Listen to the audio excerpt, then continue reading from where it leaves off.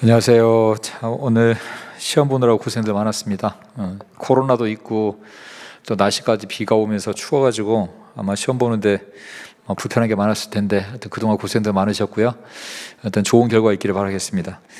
오늘 그 형사법 관련돼서 말씀을 드리면은 형사법은 생각한 것보다는 그래도 아주 어렵진 않았죠. 그래도 좀 무난하게 나왔던 것 같습니다. 다만 우리가 생각했던 것보다 무난한 거지 출제자는 난이도를 올리려고 많이 애를 썼던 것 같은 흔적은 많이 보여요.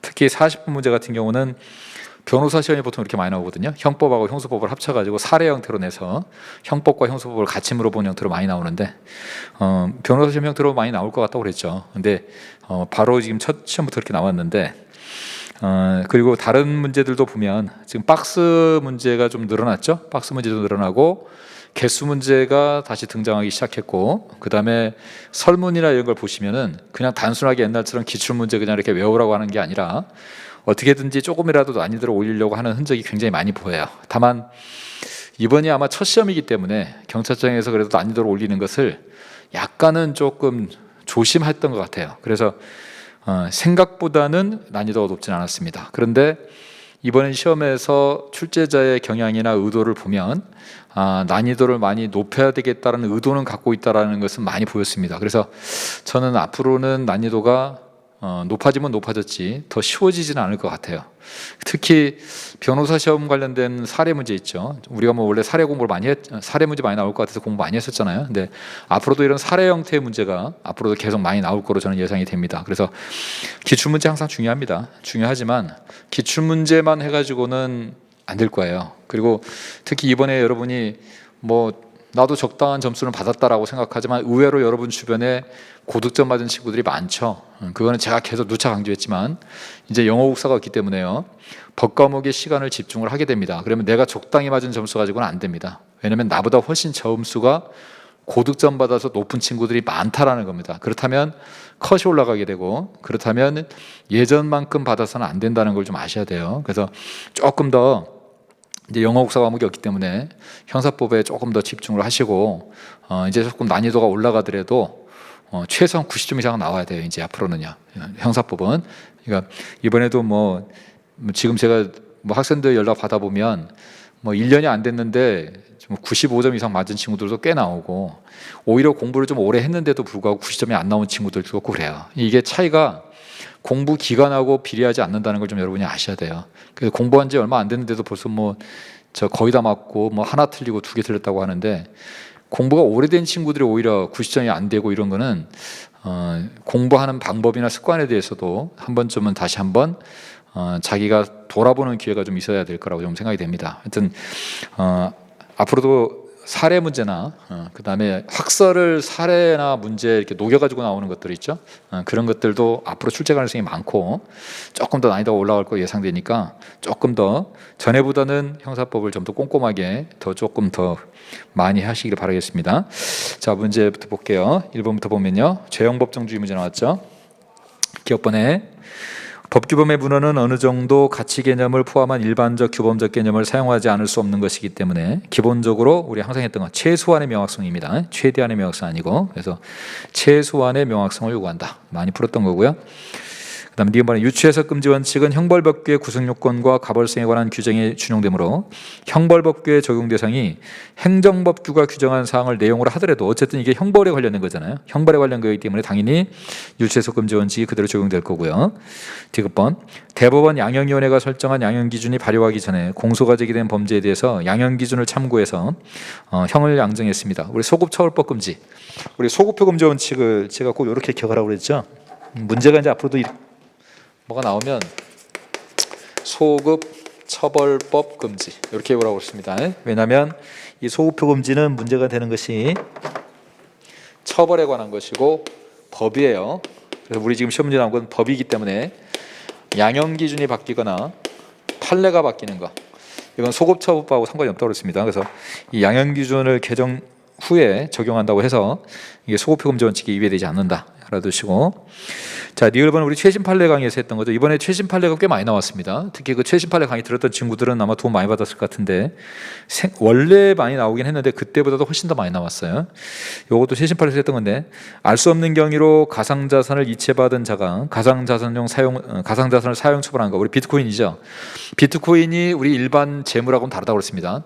비트코인도 재물로 인정을 하긴 하지만 여기 나오는 것처럼 차고 송금의 논리를 그대로 인정하지 않는다고 그랬습니다. 왜냐하면 비트코인은 조금 전문적인 얘기가 들어가겠지만 은행에서 예금을 보관한 거하고 좀 달라요. 여기는 블랙 여러 가지 있는데 지갑이라는 말을 쓰거든요, 비트코인은. 그래서 누구 지갑에 있다 없다 이런 말을 쓰는데 우리 예금하고는 조금 다르다는 걸 아셔야 돼요. 좀 전문적으로 나오면 너무 길어지기 때문에 하여튼 보통의 예금하고는 좀 다르다. 그래서 요거는 차고 송금의 논리를 그대로 적용할 수 없다. 그대로 적용하면 유체적 금지 원칙에 반한다. 그거 제18에서 나왔던 거고, 그 틀린 지문입니다. 그다음 미음번에 우리 특수상해죄가 신설이 됐을 때 특수폭행치상죄에 대해서 특수상해죄를 적용하면 안 된다고 그랬습니다. 왜냐하면 우리가 이제 폭행치상을 하면 상해죄로 처벌하는데, 이 논리는 이 법의 취지를 잘 아셔야 돼요. 폭행치상을 해서 폭행에서 상해를 입히면 상해죄형으로 처벌한단 말이에요. 근데 이게 특수폭행이면 특수상해로 처벌하느냐 이건데, 이게 아니라는 겁니다. 물론 특수상해죄가 새로 생겼으니까 좋은 상으로 따지면 특수상해로 처벌할 가능성이 있지만, 폭행치상죄의 원래 취지는 이게 결과적 가중범위죠. 이 상해라는 결과의 쟁점을 두고 처벌하는 거지, 이 행위 태양에 중점을 두는 게 아니에요. 따라서 행위 태양이 특수로 바뀌든 안 바뀌든 이게 중요한 게 아니라 상해라는 결과를 발생했으면 그냥 상해죄로 처벌하는 겁니다. 이 행위 태양이 특수라고 해서 이게 특수로 가중되는 거 아니에요. 그래서 이거는 이 결과를 중요시해서 결과적 가중범으로 결과를 가중 처벌하는 것이지 행위 태양을 가중해서 처벌하는 게 아니기 때문에 결과가 상해면 특수든 그냥 폭행이든 그냥 다 상해죄형으로 처벌합니다. 그리고 특수상해죄의 신설된 법이 신설된 이유 중에 하나도 형이 너무 세가지고 이 폭처법에서 그 다른 형태가 위헌결정 나왔었잖아요. 그래서 그게 위헌결정 나면서 형이 너무 세다고 해서 그 폭처법에 있는 조항이 없어지고 형법에 들어왔는데, 형이 너무 세다고 해서 만들었는데 이게 나왔다고 해서 형을 더 세게 때려버리면 취지에 안 맞죠. 그래서 요거는 요걸 적용하면 재형죄에 반한다고 그랬습니다. 그래서 답은 2번이 되고요. 자, 2번 시간제적 음범입니다. 1번 국법에 규정된 형이 3년 이하의 징역이고 신법에 규정된 형이 5년 이하의 징역 또는 1,000만 원 이하의 벌금이랍니다. 자, 우리 1조 2항을 적용하려면 요거 좀 기억하라고 했죠. 후법이 유리하면 신재판소. 잘 기억해 두세요. 이게 우리 실제 문제 풀 때 굉장히 도움이 많이 됩니다. 범죄 후에 법이 유리하게 바뀌면 신법을 적용하고 재판시법을 적용하고 소급표를 인정하는 거예요. 자, 문제는 유리하게 바뀌었느냐의 문제인데, 지금처럼 형이 이렇게 바뀌었을 때 유리한지를 따질 때는 대표 선수를 비교한다고 그랬습니다. 대표 선수이기 때문에 거기 국법은 3년 이하고 신법은 5년 이하게 되기 때문에 뒤에 있는 벌금은 보시면 안 돼요. 이건 대표 선수를 비교하기 때문에 3년보다 5년이 세진 거죠. 그럼 유리해진 게 아니라 오히려 불리해졌습니다. 그래서 이거는 1조 2항을 적용하면 안 돼요. 그래서 1조 2항에 따라 적용한다 그러면 틀렸고요. 이번에 법률 이념의 변경에 의한 것이 아니라 다른 사정의 변천에 따라 그때그때의 특수한 필요에 의해서 법령이 개편됐을 때 1조 2항 적용할 수 없다.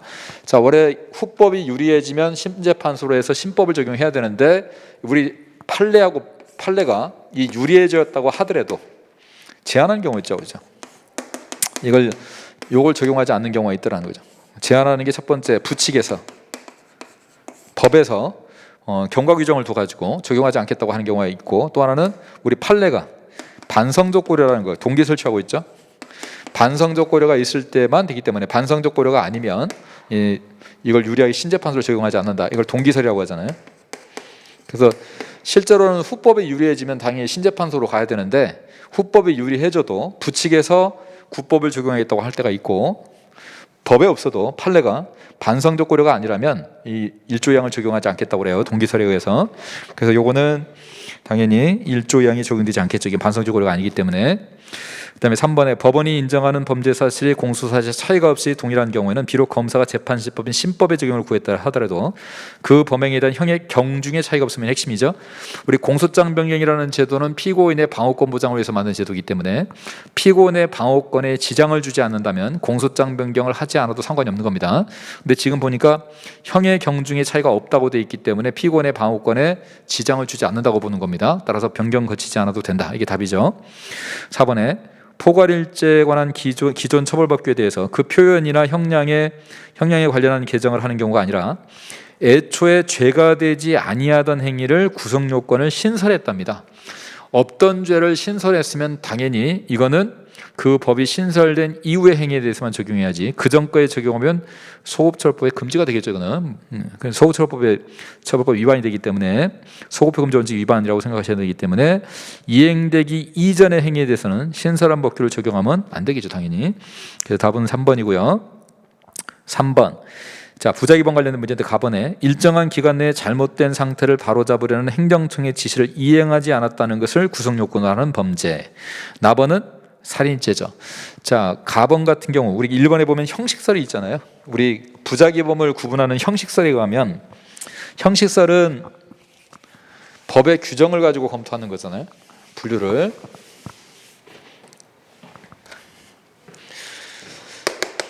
부작위범을 구분하는 게 형식설이 있고 실질설이 있는데 형식설은 법 조문을 가지고 결정을 한다고 해서 형식설이라고 하고요. 실질설은 범죄의 종류를 가지고 검토한다고 해서 실질설이라고 합니다. 형식설은 법 조문이 부작위로 되어 있는 범죄, 퇴거불응죄 같은 게 대표적인 얘기죠.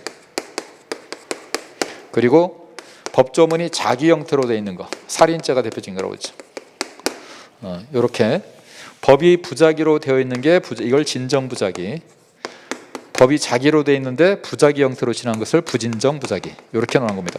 그래서 제가 진짜 부자, 가짜 부자 이렇게 오라고 했죠. 진짜 부자는 불웅입니다. 진짜 부자가 불웅, 가짜 부자는 죽여버린다고 그랬어요. 살인. 그래서 진정부작위가 나오면 퇴거불응죄를 생각하시고 부진정부작위가 나오면 살인죄를 생각하시면 된다고 그랬습니다. 이게 우리 지금 형식설이지 우리 통설이기 때문에. 다만 소수설인 실질설인데 실질설은 범죄의 종류에 따라서 거동범하고 결과범으로 나누는 거죠. 이렇게. 그래서 거동범은 진정부작위, 결과범은 부진정부작위 이렇게 나오는 겁니다.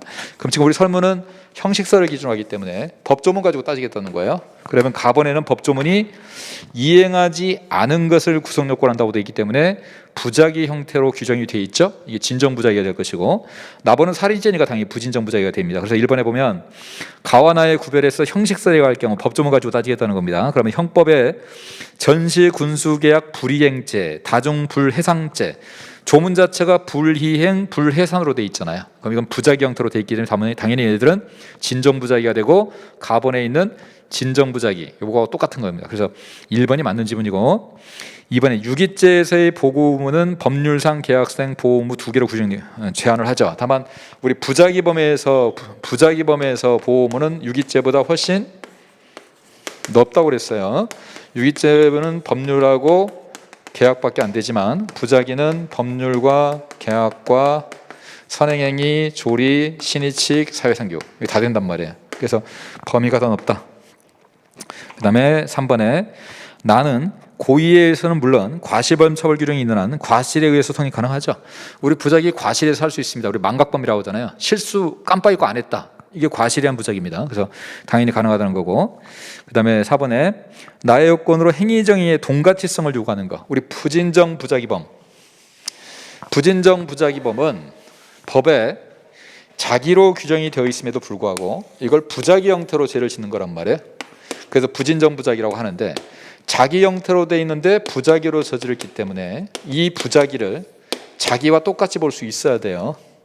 그래서 우리 부진정 부작위범은 제가 아버지가 행동을 해야 된다 이런 얘기를 했잖아요. 이게 요건이라고. 이 아버지라는 것은 보증인 지위가 있어야 된다는 거예요. 아버지만 물에 빠진 아들을 안 구했을 때 지나가는 행위는 죄가 되지 않지만 아버지는 죄가 되는 겁니다. 보증인 지위가 있어야 된다는 거예요. 가능성이 있어야 된다는 얘기고 이 행위정의의 동가치성이 이것도 하나의 요건으로 들어가죠. 그러면 이 행위정의의 동가치성을 요구한다는 것은 이게 없다면 아버지이기만 하면 당연히 부진정부작위범이 될 텐데 이게 있어야 부진정부작위범이 된다는 거잖아요. 그럼 당연히 제한하는 거죠. 당연히 이거는 그래서 그것은 확장하는 기능을 하는 게 아니라 제한하는 기능을 하겠죠. 4번이 틀린 거고 자, 4번의 고의입니다. 행정청의 단속을 주안으로 하는 법규라 하더라도 명문 규정이 있거나 해석상 과실범도 벌할 듯이 명확한 경우를 제외하고는 형법의 원칙에 따라서 고의가 있어야 벌할 수 있다. 당연한 거죠. 과실범은 처벌 규정이 있어야 되니까. 자, 니은번에 일반 물건 방화죄는 구체적 위헌범이죠. 우리 방화죄 중에서 추상적 위헌범하고 구체적 위헌범 구분해야 된다고 그랬습니다. 우리 방화죄의 구체적 위헌범이 내 물건 굿즈야, 자기 물건 굿즈야 그랬죠. 구체적 위헌범입니다. 우리 구체적 위헌범이 기억하실 게 자기 물건, 자기 소유, 그리고 물건, 건조물 말고 물건이 나오거나 자기 소유가 나오면 구체적 위헌범이라고 그랬어요. 그럼 구체적 위헌범은 위험이 구성 요건이 되어 있기 때문에 이게 객관적 구성 요건이 되고, 객관적 구성 요건이기 때문에 당연히 고의의 인식 대상이 당연히 돼야 되겠죠. 그래서 거기 인식 대상이 아니다 그러면 틀린 거고요. 디귿번에 공무집행방해죄의 범죄 의사는 상대방이 직무를 집행하는 공무원이라는 사실과 이에 대해서 폭행 협박을 한다는 인식, 그리고 직무집행을 방해할 의사를 내용으로 한다. 직무집행 방해할 의사는 필요 없죠. 우리 고의라는 것은 객관적 구성요건에 대한 인식과 의사인데, 공무집행방해죄는 공무원 폭행죄라고 그랬어요. 공무원이라는 사실과 폭행이라는 사실만 인식하면 되는 것이지 방해까지 필요는 없습니다. 그래서 방해할 의사는 필요하다고 하는 X. 그 다음에 니을번에 방조범은 이중의 고의, 우리 사방으로 고고 이런 말 많이 했죠. 교사범하고 방조범은 고의고의예요. 이중의 고의. 사방으로 고고 이런 말 좀 많이 익혀놓으라고 그랬죠. 교사하고 방조범은 고의고의. 그래서 교사방조는 과실범이 있을 수가 없어요. 그래서 거기처럼 이중의 고의를 가져야 되는 건 맞는데, 자, 일시, 장소, 객체 등을 구체적으로 인식할 필요는 없다. 정범이 하는 행위를 구체로 인식할 필요 없고, 그 다음에 정범이 누군지 확정적으로 인식할 필요도 없죠. 그냥 우리 인터넷 같은 거 생각하시면 돼요. 누군지는 몰라도 교사도 가능하고 방조도 가능합니다. 그래서 구체로 또 알 필요도 없고요. 그 다음에 미음번에 친족상도례가 적용되기 위해서는 친족관계가 객관적으로 존재해야 되는 거 당연한데 인식할 필요 없다. 왜? 객관적 구성요건이 아니니까. 친족상도례라는 것은 객관적 처벌 조건이 되거나 이양이면 소송 조건일 뿐이에요. 그래서 이거는 객관적 구성 요건이 아니기 때문에 당연히 인식할 필요가 없다. 그래서 거기 답은 3번이 되겠고요. 5번. 자, 우리 사실에 차고 나오면 법정적법설은 사람인지만 확인하면 된다고 그랬고요. 구체적법설은 명중을 했는지 확인해야 된다고 그랬습니다. 사람 and 명중. 그럼 우리 5번에 보시면 갑은 을에게 A를 살해하려고 교사했다. A 동그라미 사람입니다. A를 살해하고 교사했는데 갑의 청부를 받아들인 을은 A라고 생각되는 사람이 골목길에 들어서는 것을 보고 그의 집에 들어가는 순간을 기다려 총을 쐈는데 사망을 확인하기 위해서 다가서 가보니 죽은 사람은 A가 아니라 A의 꼭 닮은 동생 B였습니다. 자, 발생은 B가 죽었어요. 자, B도 사람입니다. 동그라미. 그러면 A도 사람 동그라미, B도 사람 동그라미 같은 사람이기 때문에 법정적법설하면 그냥 기수 인정해버립니다. 다만 구체적법설은 사람이기만 되는 게 아니라 명중까지 해야 되죠. 이거 사실 명중한 거죠. 명중한 거기 때문에 구체적법설에서도 그냥 B 살인 기수가 될 거예요. 그럼 1번에 보면 을의 착오를 객체의 착오, 명중이니까 객체의 착오 맞죠. 객체의 착오로 보고 구체적법설을 따르는 견해에 가면 명중이기 때문에 당연히 살인 기수입니다. 그래서 미수 과실 상경 아니고. 이번에도 만약 을이 A가 오는 것을 보고 총을 쏘았으나 빗나갔습니다. 빗나가면 우리 객체의 착오가 아니라 방법의 착오고요. 빗나가버리면 구체적법설에 의하면 고의가 인정이 되지 않아요. 다만 법정적법설은 빗나가도 상관없죠. 사람이기만 하면 되기 때문에 우리 사례가 사람은 맞아요. 근데 이번에는 지금 학설은 이름이 없지만 우리 문제에서 다툼이 있으면 판례감이라고 했기 때문에 2번은 판례 입장으로 보셔야 돼. 그럼 판례는 법정적 법설을 채우기 때문에 사람이기만 하면 그냥 기수입니다. 따라서 거기 이처럼 기수로 가는데 이번에 가면 을이 A가 오는 것을 보고 총을 쏘았으나 빗나가서 옆에 있던 C 소유의 자전거입니다. 이번에는 그러면 A는 사람인데 자전거는 세모, 사람이 아니네요. 자, 그러면 동그라미고 세모이기 때문에 사람이 안 되면 법정적 법설도 이거 기수 인정하지 않아요. 그럼 기수를 인정하지 않게 되면 어떻게 되냐면 A는 죽이려다 못 죽였으니까 A 살인 미수. 그다음에 자전거는 실수했으니까 과실손괴인데 과실손괴는 또 처벌을 안 하잖아요. 과실손괴가 거기 처벌된다면 틀린 거고 이거는 A에 대한 살인 미수만 되겠죠. 그래서 2번 틀렸고요.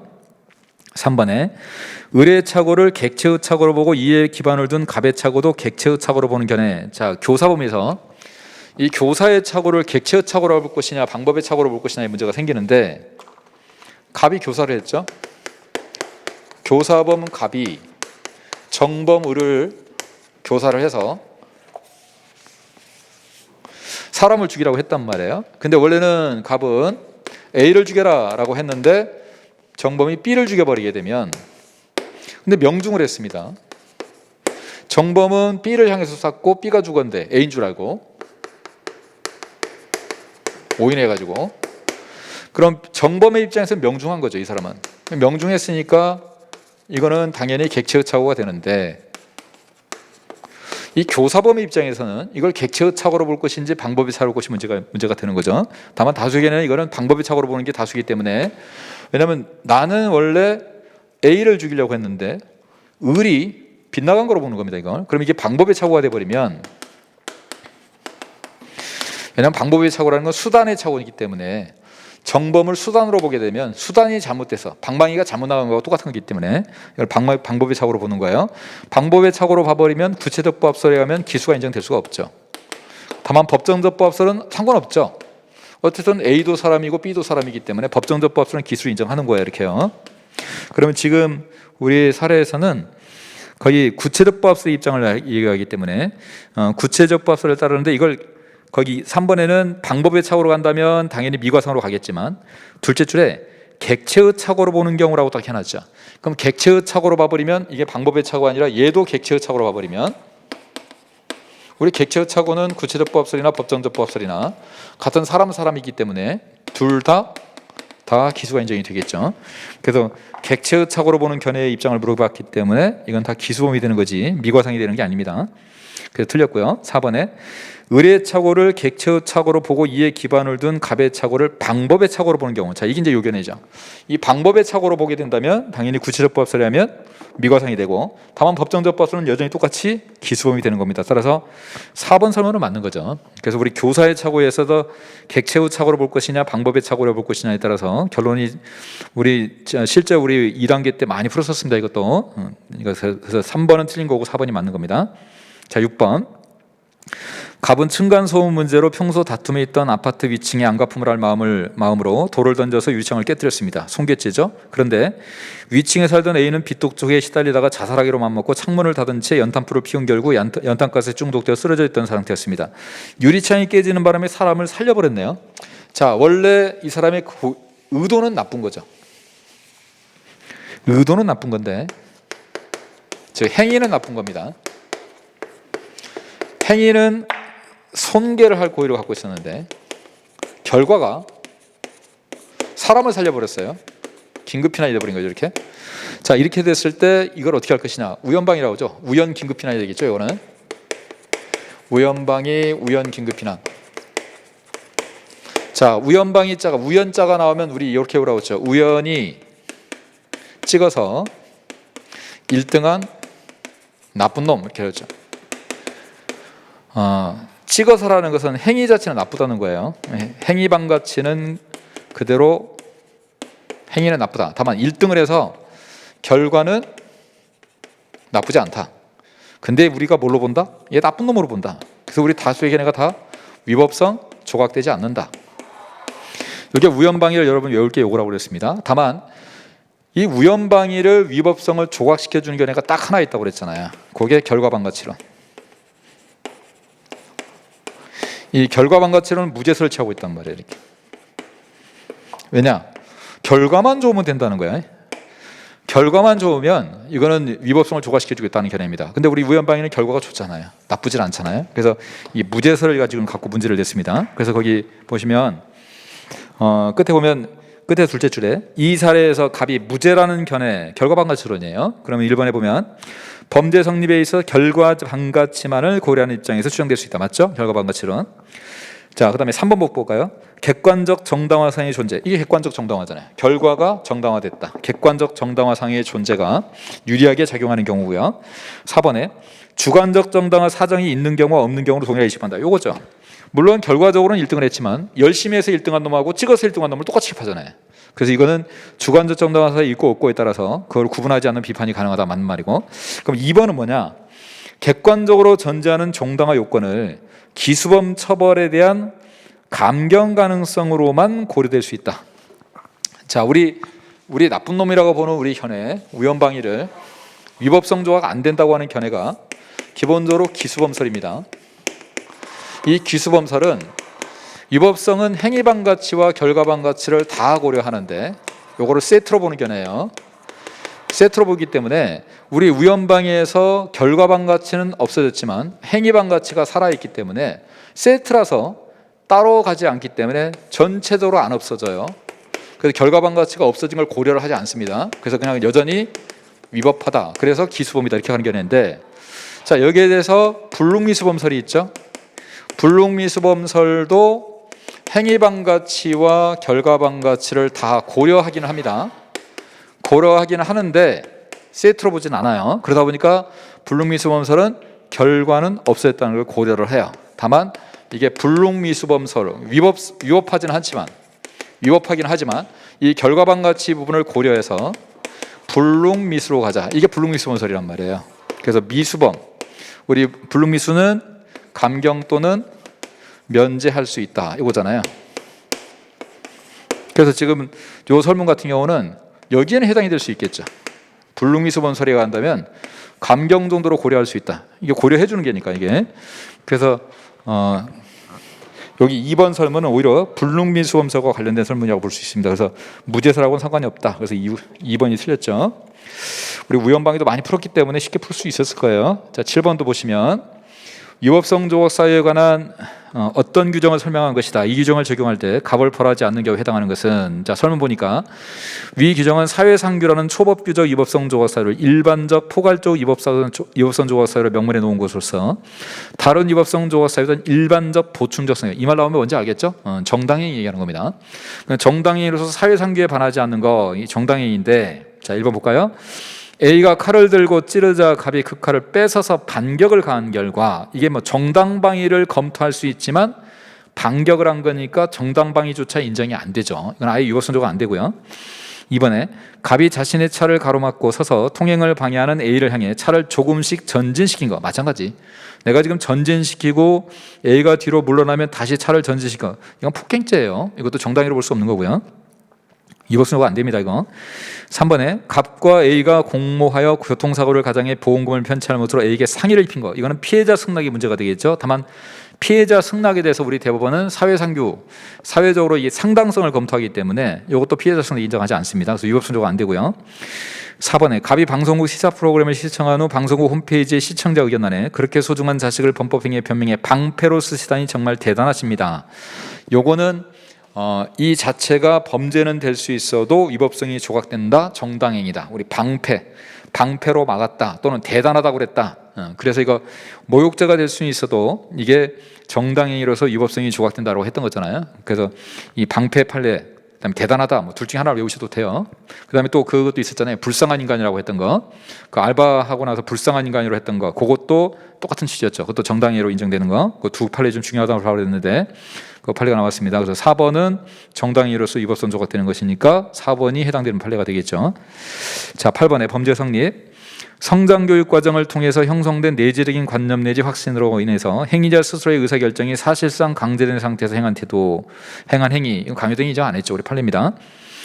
이번에 자신의 행위가 위법함을 인식하지 못한 이유가 단순히 법률의 부지, 역시 마찬가지. 법률의 부지는 우리 대법원이 법률의 부지는 용서받지 못한다. 그래서 법률의 착오로 인정하지 않아요. 따라서 거기 정당한 이유가 있을 때 책임이 조각된다. 틀렸고요. 3번에 음주운전을 할 의사를 가지고 음주 만취한 후 운전을 결행해서 교통사고를 일으킨 경우 음주 시에 교통사고를 일으킬 위험성을 얘기했는데도 자의로 심신장애, 술은 자의로 먹었죠. 다만 교통사고를 일부러 낸 건 아니잖아요. 그래서 이것도 원자행은 되는데 과실에 의한 원인에 있어서 자의로 낸 게 되죠. 3번이 맞고, 4번에 법률의 착오와 관련해서 위법성 인식이 필요한 노력의 정도는 행위자 개인의 인식 능력이 기준이 되는 것이므로 행위자가 어떤 사회 집단에 소속되어 있는가 고려해줘야 됩니다. 왜냐하면 우리가 법률의 착오에서 정당한 이유가 있는지는 지적 능력을 다 활용해서 진지한 노력을 다 해야 된다고 그랬고, 조회도 해보고 심사도 해야 된다고 그랬습니다. 그래서 자신의 지적 능력을 다 해야 되기 때문에 소속되어 있는 집단에 따라서 다르게 평가해야 된다. 이게 우리 대부분의 입장이에요. 그래서 맞는 거는 3번이고요. 9번 예비한 미수. 거의 기억번 설문을 자칫하면 급하게 읽다 보면 잠깐 하면 틀릴 수 있는데 잘 읽어보세요. 미수범이란 행위를 종료했더라도 결과가 발생하지 아니한 경우를 말하는 것으로, 여기까지 맞죠. 다만 그 결과가 발생하는 경우에는 미수범이 성립할 여지가 없다. 이 여지가 없다라는 말 표현이 나오면 언제나 항상 여지가 없다 이런 말 나오면 잘 보셔야 돼요. 왜냐하면 예외가 있냐를 따져야 되는데 지금 결과가 발생을 했는데도 미수범이 되는 경우가 있나요 없나요? 예외적으로? 있죠. 우리 여러분 결과 나오면 항상 뭐 따지라고 했어요? 결과 나오면 인과관계가 있어야만 결과범을 처벌할 수 있습니다. 인과범이 인정되지 않으면 인과관계가 인정되지 않으면 아무리 결과가 발생해도 그건 미수예요. 따라서 그 성립될 여지가 없다 그러면 틀린 거예요. 이거는 인과관계를 고려하셨어야 돼. 자, 니은번에 강도치상죄와는 달리 강도상해죄는 강도가 미수에 그쳤다고 하더라도 상해가 발생했으면, 자, 강도가 미수라도 상해만 발생하면 기수죠. 기수. 상해 발생했으니까 강도상해죄 기수입니다. 미수 틀렸고. 뒷번에 대법원은 예비죄의 실행의 일성을 긍정하는 입장에 서 있으므로 예비죄의 공동정범뿐 아니라 예비죄에 대한 정범이 성립한다. 우리 예비죄에서 인정하는 건 공동정범만 인정합니다. 실행의 착수가 없는 걸로 봐요. 실행의 착수가 없기 때문에 교사나 방조가 있을 수가 없어요. 그래서 종범 성립 안 됩니다. 그래서 공동정범은 돼도 종범은 성립하지 않는다. 그래서 중지범도 인정 안 하잖아요. 착수가 없는 걸 보기 때문에. 자, 뒤번에 저작권 침해 게시물을 인터넷 웹사이트 서버 등에 업로드해서 공중의 구성원이 개별적으로 선택한 시간과 장소에서 접근할 수 있도록 이용해 제공했다면 실제로 송신하지 않았어도 기수로 보죠. 이것도 최근에 나온 판례죠. 기수다. 그러니까 통신하지 않았다면 기수에 이르지 않는다. X. 기수는 되는데 다만 이 상태가 계속되기 때문에 우리 공중성취권 침해의 방조범이 될 수 있다고 그랬잖아요. 그다음에 미음방 교사를 받은 자가 범죄의 실행 자체를 승낙하지 않았다. 싫어해버린 겁니다. 자, 승낙하지 않았으면 싫어해버렸으니까 실패한 교사네. 우리 실패한 교사는 교사자만 예비 음모에 의해서 처벌한다. 맞죠? 밑에 뒤에 승낙하고 착수에 이르지 않는다. 승낙하고 착수에 이르지 않는 건 효과 없는 교사죠. 효과 없는 교사도 어쨌든 교사범은 예비 음모에 준합니다. 그래서 거기 틀린 말은 아니고 맞는 말이고요. 그래서 거기 옳은 것은 미음 한 개 맞네요. 자, 그 다음에 10번 동시범. 우리 동시범 나오면 항상 기억하라는 게 공모 있는 지자리라고 했습니다.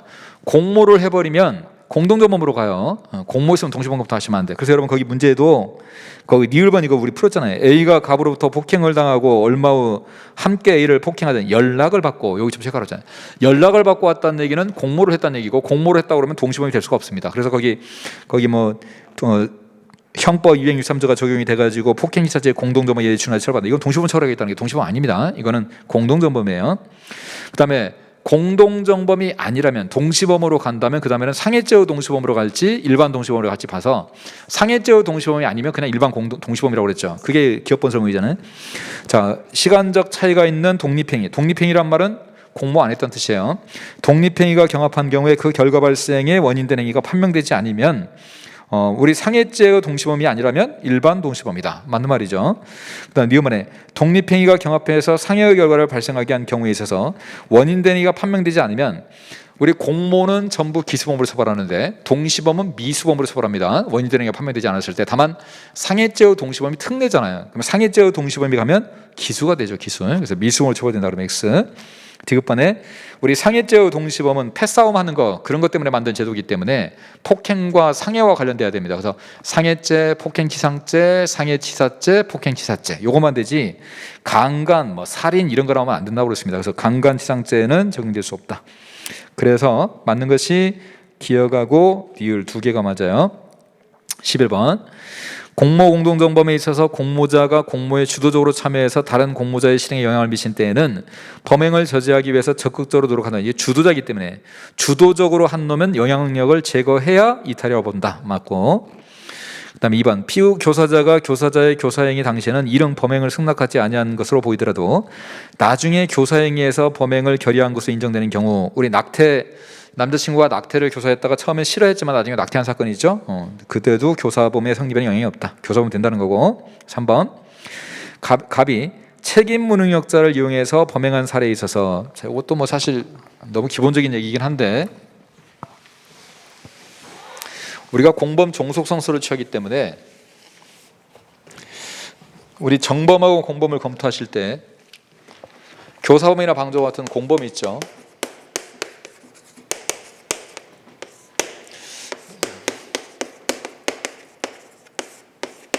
현재 우리 공범 종속성서를 차면 이 정범이 이 네 가지 요건을 갖춰야 된다고 그랬잖아요.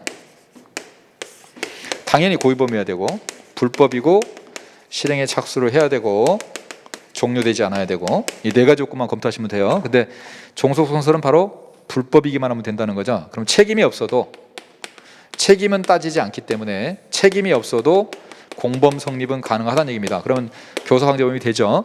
그럼 교사강제범이 되는데 그럼 간접정범이 될 수 있냐? 간접정범 될 수 있죠. 왜냐하면 책임 없어도 처벌받지 않는 사람이니까. 간접정범은 우리 도구로 이용되는 사람이 있으면 이 사람이 처벌되지 않거나 과실범으로 처벌됐을 때, 그래서 처갓집을 이용하면 간접정범이 된다 그랬잖아요. 그럼 처벌되지 않는 사람이 여기 들어가죠. 이렇게. 그럼 이 사람은 책임이 없으면 공범도 될 수 있고 간접정범도 될 수 있다고 그랬습니다. 이거 어떻게 구분한다고 그랬죠? 네. 의사지배를 따져야죠. 의사지배. 의사지배가 있으면 간접정범이 되는 거고요. 의사지배가 없으면 공범이 되는 거예요. 왜냐하면 의사지배가 있어야 정범이 될 수 있기 때문에. 그래서 요 경우는 요 의사지배를 갖고 따진다고 그랬잖아요. 간접정범, 공범하고. 그래서 요거는 거기 간접정범이 성립될 여지가 없다 그러면 틀린 거고요. 4번에 어느 행위에서 과실범, 마찬가지죠. 간접정범이죠. 근데 간접정범은 교사방조로 처벌되는 거야. 그래서 교사방조에 의해서 처벌된다. 그래서 이게 교사방조에서 처벌된다고 우리 법에 돼 있다 보니까 이 간접정범을 정범으로 보지 않는 학자들도 있어요. 이 법조문 때문에. 어쨌든 우리 법이 이렇게 돼 있다는 거 아시고. 그래서 틀린 건 3번입니다. 12번에 공범. 신분관계에 인해서 형의 경중이 있는 경우에 신분이 있는 자가 신분이 없는 자를 교사했습니다. 우리 공범과 신분 나오면 간단하게 푼다고 그랬습니다. 이거 공범과 신분이 나오면 33조에 가보면 본문이 있고 단서가 있는데 본문은 같이 가는 규정, 단서는 따로 가는 규정. 그래서 제가 본같이 단따로 외우느라고 했죠. 이게 공범과 신분 풀 때는 이게 굉장히 중요한 키워드가 되니까 이걸 잘 외워두시면 풀 수 있는 게 많을 거예요. 본문은 같이, 단서는 따로. 본같이, 단따로 기억하시고, 이 본문 가치 규정을 적용하려면 조건이 첫 번째 방향이 맞아야 되는데 비신분자가 신분자에게 가담을 해야 된다고 그랬어요. 첫 번째 방향 이거 맞아야 됩니다. B가 신에게, 그 다음에 두 번째 진정신분범이어야 된다고 그랬습니다. 그래서 B가 신에게 진정으로 기도를 하게 되면, 그렇게 되면 33조 본문이 적용돼서 진정신분범, 이게 본문이 적용이 돼서 둘 다 신분이 있게 되는 겁니다. 같이 가는 거고요. 다만 이제 우리 판례하고 학설의 차이가 나는 게 여기서 이제 부진정 신분범이죠. 일단 B가 신에게는 맞아야 돼요. B가 신에게 가담한 건 맞는데 B가 신에게 진정으로 기도하는 게 아니라 부진정일 때, 진정이 아닐 때 어떻게 할 것이냐. 우리 학설은 같이 못 간다. 이거 단서로 간다. 그래서 따로 이렇게 하는데 우리 판례는 이때도 본문을 적용할 수 있다고 보죠. 본문 적용할 수 있다. 그럼 뭘 본문을 적용하느냐? 제가 그 얘기했죠. B가 신에게 김태희랑 같이 살게 해주세요 라고 기도하면 우리 판례는 그래도 같은 집에 내 살게 하자. 그래서 죄명, 성립 문제 이건 같이 가게 하자. 그래서 이건 본문을 적용해주고, 같은 집에는 살되 각방 써라 그런다고 그랬잖아요. 그래서 처벌, 과형 문제 이건 따로 간다. 따로 살아라. 이렇게 한다고 그랬단 말이에요. 그래서 요 내용만 좀 잘 기억하시면 공부하시면 쉽게 풀 수 있습니다. B가 신에게 진정으로 할 때만 같이 가는 거고, 부진정일 때는 학자들은 무조건 따로. 근데 판례는 같은 집에 살되 각방 써라. 그래서 죄명은 같이 본문 적용해주고 처벌은 단서를 적용해준다. 따로 간다. 이렇게 하시면 돼요. 그러면 지금 거기 보시면은 1번에 신분관계에서 형의 경중이 있는 경우 신분이 있는 자가 없는 자를 교사했잖아요. 그러면 신이 비에게잖아요. 신이 비에게. 이렇게 돼버리면 본문을 적용할 수 없습니다. 단서를 적용합니다. 다만 단서를 적용하는 데 있어서 문제가 생기는 게 뭐냐면 그 31조 교사범 조문에 가면 교사범은 정범과 똑같이 처벌한다고 돼 있는데 33조의 단서를 적용해버리면 각자 따로 가다 버리니까 대표적인 게 우리 모해 위증죄죠. 모해 목적이 있는 사람이 모해 목적이 없는 사람을 교사를 하게 되면 이 사람 모해 목적이 없으니까 그냥 위증죄만 됩니다. 당연히 지금 이게 모해 위증죄는 부진정 신분범이고요. 비신분자가 신분에 가담한 겁니다. 이거 검토할 것도 없이요. B가 신에게 돼버려요. 그럼 요거는 따로 가야 됩니다. 따로 가기 때문에 모의 목적 없는 사람은 위정죄, 모의 목적이 있는 사람은 모의 위정 교사죄 이렇게 된다는 거죠. 그럼 이 사람은 모의 위정죄의 정한형으로 처벌받게 돼요. 교사범이기 때문에. 그러면 원래는 교사범은 정범과 똑같이 처벌된다. 이게 31조인데 이거는 오히려 교사범이 더 형이 세져버린 문제가 생기죠. 이거는 모의 위정 교사죄니까. 그럼 이거 31조에 안 맞다는 거죠. 다만 우리 학자들도 그렇고 판례도 그렇고 33조 그래도 이걸 적용하면 안 되고 요 31조 단서에 의해서 그냥 이렇게 하는 게 맞다는 거죠. 더 형이 세져도 모의 위정 교사죄로 처벌하는 게 맞다. 왜 그러느냐? 30조가 있고 31조가 있고 32조가 있는데 이게 원칙적인 규정이라면 이건 특별 규정이거든요. 교사범은 정범하고 똑같이 처리한다라고 했지만 신분에 있어서는 33조를 적용한다라고 해놨기 때문에 요 33조가 31조보다 특별 규정입니다. 그래서 31조를 적용하지 않고 33조를 적용해서 우선 적용하기 때문에 교사범이 정범보다 형이 더 세져도 상관없다 이 뜻이에요. 그래서 거기 31조 1항에 우선해서 적용된다. 그게 그 뜻이란 거 아시고 이번에 교사범이 성립하려면 교사범의 교사가 정범의 범에 대한 유일한 조건일 필요는 없죠. 영향만 주면 돼요. 그래서 결심을 하게 하면 되지 꼭 조건이 필요 없다. 그래서 그 친구가 원래 상습성이 있었던 친구라고 하더라도 어쨌든 교사범이 되는 겁니다. 자, 3번 종범은 정범의 실행행위 중에 이를 방조하는 경우는 물론이고 실행의 착수 전에 장래의 실행행위를 예상하고 이를 용이하게 하는 행위를 하여 방조한 게도 성립할 수는 있죠. 우리 도와주는 것은 미리 도와줄 수 있습니다. 실행의 착수 전에 미리 도와줄 수는 있지만 다만 그거를 방조범으로 처벌하려면 제가 아꼈죠. 방조범이 되려면 고불 실종 네 가지 조건 갖춰야 돼. 정범이 고불 실종이니까 그중에 실이죠. 실행의 착수. 정범이 실행에 착수하지 않으면 공범이 될 수가 없습니다. 따라서 뒤에 실행에 착수하지 않았더라도 종범 성립이 영향이 없다면 틀렸죠. 가장 기본적인 얘기고. 4번 형법상 방조행위는 정범의 실행행위를 용이하게 하는 직접 간접에 또는 행위를 가리키는 것으로서 모든 행위를 가리키는 것으로서 자기에 의한 경우뿐만 아니라 부작위도 당연히 될 수 있죠. 부작위에서 방조는 경비원 같은 거 생각하시면 되죠. 경비원이 막아야 되는데 안 막아버렸으면 방조가 되는 겁니다. 그래서 틀린 거는 3번이고요. 13번 죄수 예금주인 현금카드 소유자를 협박해서 카드를 갈취. 자, 신용카드 나오면 일단 남의 카드인지 내 카드인지 먼저 검토하고, 자, 내 카드는 포괄해서 하나의 사기죄, 남의 카드면 행위마다 죄가 따로따로. 다만 남의 카드도 포괄해서 죄가 되는 게 딱 두 개 있는데 사기죄하고 공갈죄.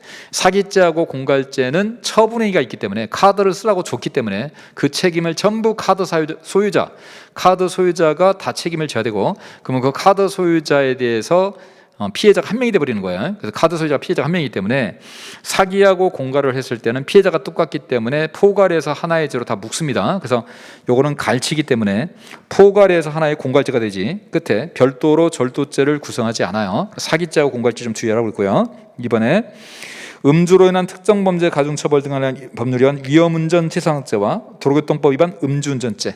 자, 우리 교통사고 나면 좀 주의하실 게 있다고 그랬죠. 교통사고는 이걸 동시에 일어나기 때문에 상경으로 봐야 될 것 같지만 상경으로 보지 않고 실경으로 봐가지고 실경으로 봐서 가중처벌하려고 하는 우리 판례 의지가 들어있다고 그랬습니다. 그래서 교통사고와 법규 위반이 두 개가 문제가 되면 우리 판례는 이걸 별도의 행위로 봐서 실경으로 봐서 가중처벌을 해요. 지금 나오는 게 위험운전 치사상이 교통사고죠. 그 다음에 음주운전은 법규 위반이잖아요. 그럼 하나는 교통사고와 관련된 거, 하나는 순수한 법규 위반. 두 가지는 실체적 경합입니다. 실체적 경합. 그래서 그때 흡수되어서 그런 다음 다 틀린 말이에요. 교통법규 우리 많이 했었습니다. 그 다음에 3번 공무원이 직무 관련자에게 제3자와 계약을 체결하도록 요구해서 계약 체결을 하게 한 행위가 제3자 뇌물수수죄의 구성요건과 직권남용 권리행사방해죄의 구성요건에 모두 해당하고, 이거 동시에 이루어진 거죠. 따라서 당연히 상상익경합니다.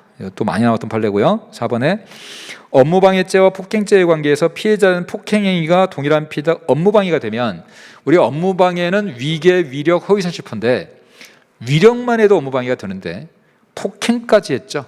그럼 오바를 한 겁니다.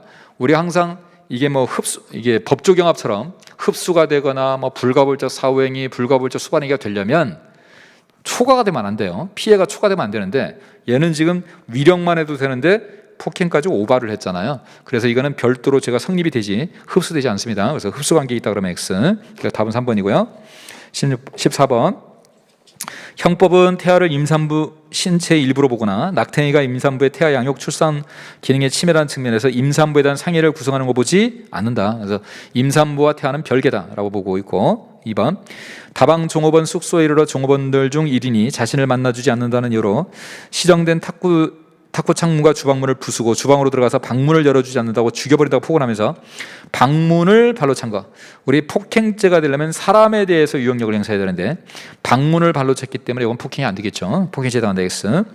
3번 식당의 운영자인 갑이 식당 밖에서 당겨 열도록 표시되는 문을 열다가 문을 물론 배달을 하려고 나가기는 했지만 문을 열다가 밖에 있는 손님이 치게 되면 이건 업무로 볼 수 없다고 그랬죠. 그래서 업무로 볼 수 없기 때문에 업무상 과실치대 성립 인정할 수는 없다. 그 다음에 4번 갑이 상습으로 A를 폭행하고 어머니 B를 존속 폭행했다는 내용으로 기소된 사안에서 갑에게 폭행 범행을 반복해서 저지른 습별이 있다. 우리 상습이 돼버리면 같은 종류를 전부 묶어서 가장 중한 죄로 포괄한다 그랬죠. 그래서 이거는 거기 뒤에 보면 제일 밑에 둘째죠. 포괄해서 그중 법정이 가장 중한 상습 존속 폭행죄만 성립한다 그랬겠죠. 그래서 틀린 거는 2번이고요. 15번 갑은 A가 심신상실 한거불능 상태에 있다고 인식하고 그러한 상태를 이용해서 가늠하여 서로 A를 가늠했으나 A가 실제로는 심신상실 한거불능 상태 아니었던 것. 유명한 판례죠. 불능미수, 장애미수 X. 다음 2번 성적 자기결정권에는 자신이 하고자 하는 성행위를 결정할 권리라는 적극적 측면과 함께 원치 않는 성행위를 거부할 권리라는 소극적 측면이 있는데 우리 성범죄는 소극적 성적 자기결정권을 침해하는 것이라고 했습니다. 그다음에 3번 술에 취한 갑이 가늠할 목적으로 초등학교 5학년 여학생에게 우리 약취유인죄에서의 폭행은 좀 약하다고 그랬죠. 약취유인죄는 좀 약하다 기억하라고 그랬습니다. 그래서 우리 집에 같이 자러 가자라고만 해도 이걸 약 끌고 가는 거 이것도 폭행 인정했었어요. 약취로 본다는 거. 그다음에 4번 입찰 방해죄는 위계, 위력, 기타의 방법으로 입찰의 공정을 해하는 경우에 성립하는 위태범으로서 결과의 불공정이 현실적으로 나타날 것을 필요하지 않는다. 위헌범 맞죠? 방해죄 들어가면 다 위헌범입니다. 기본적으로. 그다음 16번 위계한 간음죄에 해당하는지 여부를 판단할 때는 구체적인 범행 상황에 놓인 피해자의 입장과 관점이 충분히 고려되어야 되고 일반적 평균적 판단 능력을 가진 성인 충분한 보호와 교육을 받은 또래의 시각에서 인과관계를 쉽사리 부정해서는 안 된다. 그렇죠? 우리 위계한 간음죄는 대상이 심신미약, 장애가 좀 있거나 또는 나이가 어린 친구들이기 때문에 똑같이 판단하면 안 된다 이 말이고요.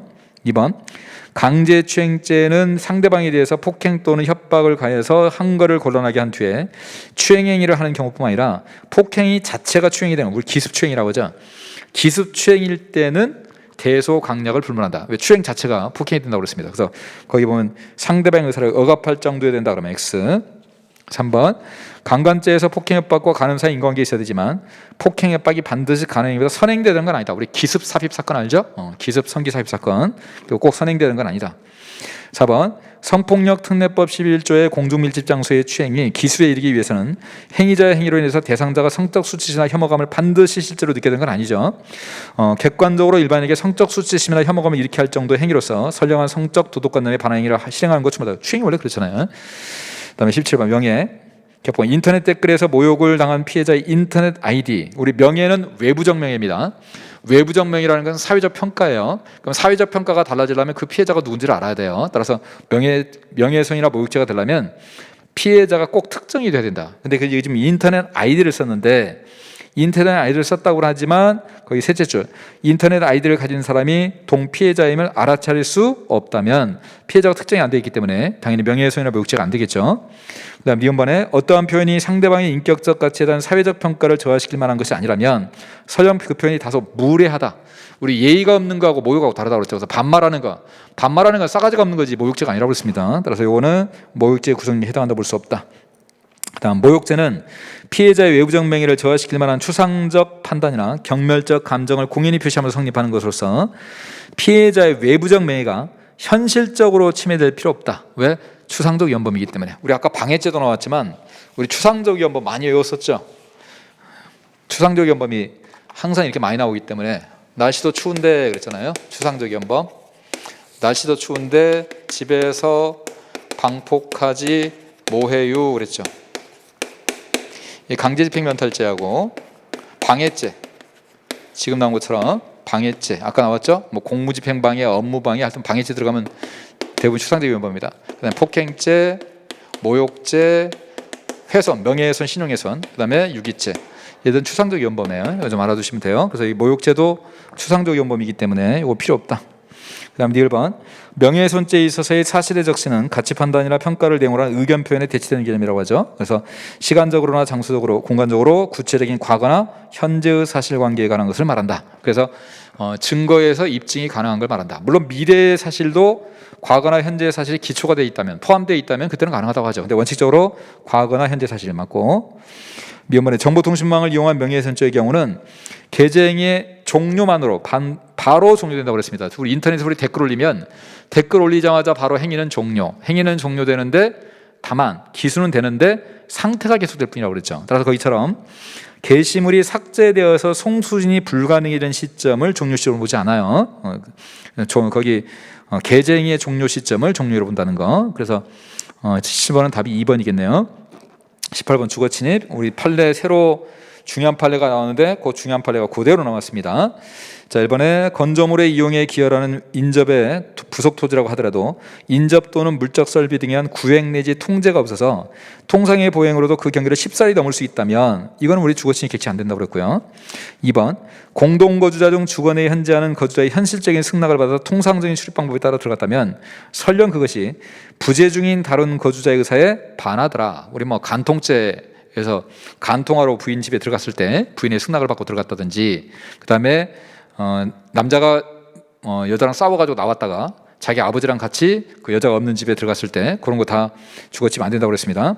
그다음에 3번에 공동 거주의 경우 여러 사람이 하나의 생활 공간에서 거주하는 성질에 비추어 공동 거주자 각자는 다른 거주자의 관계로 인해서 주거에서 노리는 소실상 주거의 평화라는 법익이 일정 부분 제약될 수밖에 없고 수인해야 된다라고 했죠. 그래서 여러분 나중에 중앙경찰학교 가면 생활실 같이 쓰는데 누구 들어오지 마 그런다고 못 들어가는 거 아니라고 했습니다. 생활실에 쓰는 사람은 서로 간에 상대방의 출입을 용인해야 되는 겁니다. 자, 4번에 공동거주자 중 한 사람인 A가 정당한 이유 없이 다른 공동거주자가 공동생활의 장소에 출입하는 것을 금지한 경우, 이렇게 했을 때 다른 공동거주자인 갑이 이에 대응하여 공동생활의 장소에 들어갔더라도 주거침입이 안 된다고 그랬고요. 실제로 그 잠근 장치 손괴하고 들어갔죠, 판례가. 그래도 주거침입이 안 된다고 그랬습니다. 원래 들어갈 수 있기 때문에. 그래서 성립할 수 있다 그러면 X. 4번이 틀렸네요. 자, 그다음에 19번에 절도해제. 자, 어떠한 물건을 점유자의 의사에 반하여 취득하는 행위가 결과적으로 소유자의 이익으로 된다는 사정 또는 소유자의 추정적 승낙이 있다고 볼 사정이 있다고 하더라도 다른 특별한 사정이 없는 한 그거 가지고 불법 행사가 없다고 볼 수는 없다. 많이 봤던 판례고요. 이번에 주관의 절도의 목적으로 들어갔기 때문에 주거에 침입했다고 하더라도 주관 절도이기 때문에 야간 주거 침입 절도가 아니기 때문에 물색 행위를 하기 전이라면 착수는 아직 아니고 따라서 미수지 안 되는 거고. 3번에 임목을 절취하기 위해서 이를 영산원 판례 아시죠? 캐내버리면 바로 기소라고 했습니다. 따라서 캐내 행위는 그 시점에서 아직 소유자의 임목에 대한 점유가 침해되어서 범인의 사실적 지배에 놓였다고 볼 수 없고 이를 운반하거나 반출하는 행위가 있어야 점유를 취득해서 기수다. X. 캐내면 바로 기수다. 그래서 남편 불러가지고 그때 이 캐낸 영산원 이 나무를 옮겼을 때 이미 기수가 돼버렸기 때문에 이미 기수가 될 때 방조범이 되는 게 아니라 장물운반죄가 되었었어요. 그 다음에 4번에 공동범이라 방조범이 안 되고요. 공범이 안 되고 작물범이 되는 거 아시고. 4번에 상습절도 등의 범행을 한 자가 추가로 자동차 불법 사용에 범행을 한 경우에 그것이 절도 수백의 발언이라고 보이면 자동차 불법 사용도 하나의 절도죄와 비슷하기 때문에 다 흡수됩니다. 상습절도죄. 그래서 틀린 건 3번이고요. 자, 20분만 하고 좀 쉬겠습니다. 재산죄. 채무자가 채권자에 대해서 소비대차 등으로 인한 채무를 부담하고 이를 담보하기 위해서. 자, 우리 담보 나오면 타인의 사물을 처리한 자로 볼 수 없다. 왜? 주된 업무가 아니기 때문에. 이게 특히 세세줄 대물변제 예약은 이건 또 예약이죠. 근데 어쨌든 지금 담보 나오면 전부 타인의 사물 아니라고 그랬습니다. 그래서 원칙이 되겠어. 2번 횡령죄의 본질이 신인관계에 기초해서 위탁된 타인의 물건을 위법하게 영득하는 데 있으면 비춰볼 때 위탁 신인관계는 횡령죄로 보호할 만한 가치가 있는 신임에 의한 것으로 한정함이 타당하다. 당연한 거고 위탁을 보호하는 죄니까. 6번 강제 집행 절차를 통한 소송 사기는 집행 절차에 개시 신청을 하거나 또는 진행 중인 집행 절차에 배당 신청하면 당연히 착수되고. 이번에 횡령죄는 타인의 재물에 대한 재산범죄로서 재물의 소유권 등 세권 등 본권을 보호하기 위한 범죄이다. 따라서 횡령죄의 객체가 타인의 재물에 속하기만 하면 되지 누구 건지 상관없죠. 그 다음 침해 행정 영역에서 일반 국민이 담당 공무를 기망해서 권력작용에 의한 재산권 제한을 면한 경우 뭔지 알겠죠? 세금 포탈입니다. 자, 속여가지고 세금을 포탈했을 때는 조세 포탈죄가 되는 것이지 사기죄가 되는 게 아니라고 했습니다. 그래서 거기 재산권과 동일하게 평가할 수 없는 것이므로 사기죄는 성립할 수 없다. 이게 맞는 거죠. 그래서 틀린 것은 기억번이 하나 틀렸네요. 자, 좀 쉬었다 하겠습니다.